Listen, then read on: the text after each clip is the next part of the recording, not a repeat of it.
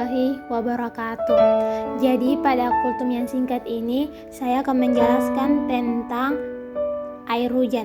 Jadi teman-teman, air hujan tuh memiliki manfaat yang banyak bagi manusia, terutama digunakan untuk mandi, menyiram tanaman, dan mencuci mobil. Jadi kegunaan air hujan tuh bagi manusia itu ada yang positif dan ada yang negatif. Yang positif yang seperti yang tadi saya jelaskan, dan yang negatif juga ada, seperti terjadinya longsor, tsunami, dan lain-lain. Air hujan merupakan salah satu ciptaan Allah Subhanahu wa Ta'ala yang luar biasa. Ia adalah sumber kehidupan bagi semua makhluk hidup di bumi.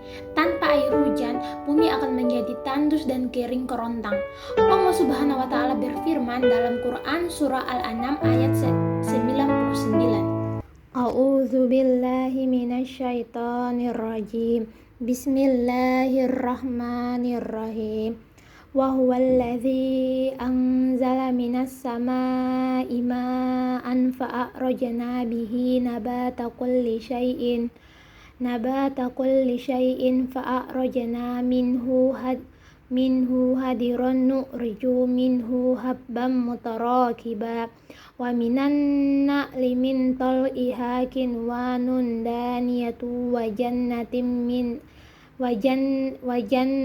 min a'nabi wa zaituna war rumana mustabiha wa ghairi mutasyabi unzuru ila samarihi idza asmara wa yanqi inna fi dzalikum la ayatil liqaumi yu'minun. Artinya, dialah yang menurunkan air hujan dari langit, lalu dengannya kami menumbuhkan segala macam tumbuhan. Maka darinya kami mengeluarkan tanaman yang menghijau, darinya kami mengeluarkan butir yang bertumpuk banyak, dari mayang kurma atau mengurai tangkai-tangkai yang menjuntai.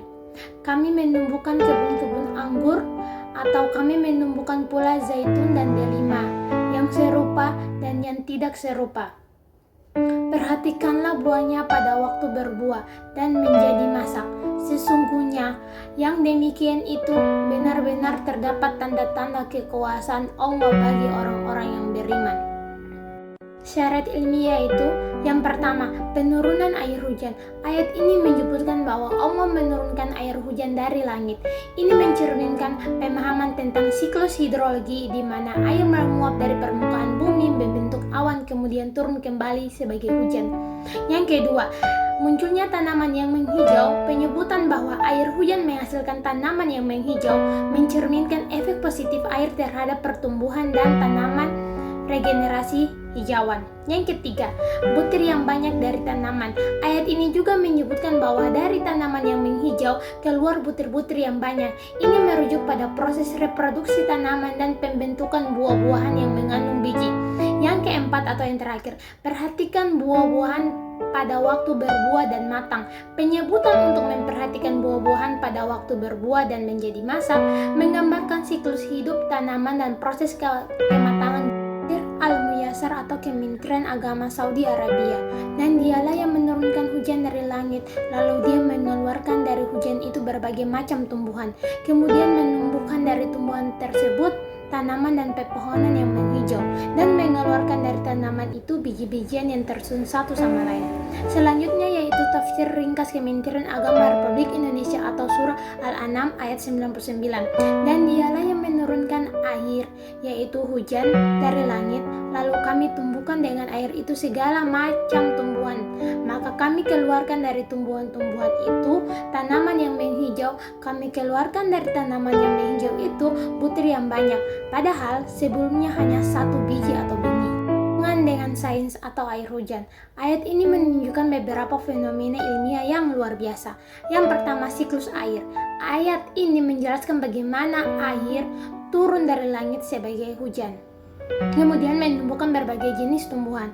Hal ini menunjukkan pemahaman tentang siklus air yang terus-menerus, di mana air menguap dari laut dan daratan, kemudian mengembun di langit dan turun kembali sebagai hujan.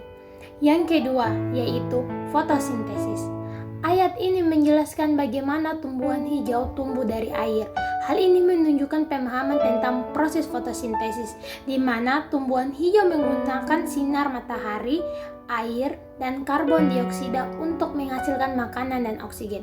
Yang ketiga, reproduksi tumbuhan. Ayat ini juga menjelaskan bahwa bagaimana tumbuhan menghasilkan biji dan buah. Hal ini menunjukkan pemahaman tentang reproduksi tumbuhan, di mana tumbuhan menghasilkan biji untuk berkembang biak dan buah untuk melindungi biji tersebut. Yang keempat, keanekaragaman hayati. Ayat ini juga menyebutkan bahwa berbagai jenis tumbuhan seperti tanaman hijau, kurma, anggur, zaitun, dan delima. Kelima buah ini, hal ini menunjukkan bahwa pemahaman tentang keanekaragaman hayati di bumi, di mana terdapat berbagai jenis tumbuhan dengan karakteristik yang berbeda-beda.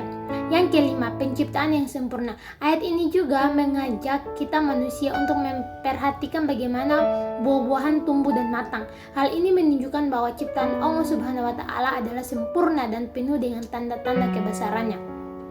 Kesimpulannya gini ya teman-teman, ayat 99 surah Al-An'am menunjukkan pemahaman tentang berbagai fenomena ilmiah yang luar biasa seperti siklus air, fotosintesis, reproduksi tumbuhan, keanekaragaman hayati, dan penciptaan yang sempurna.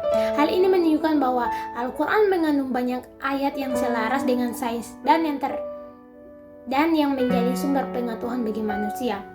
Kurang dan lebihnya saya mohon maaf.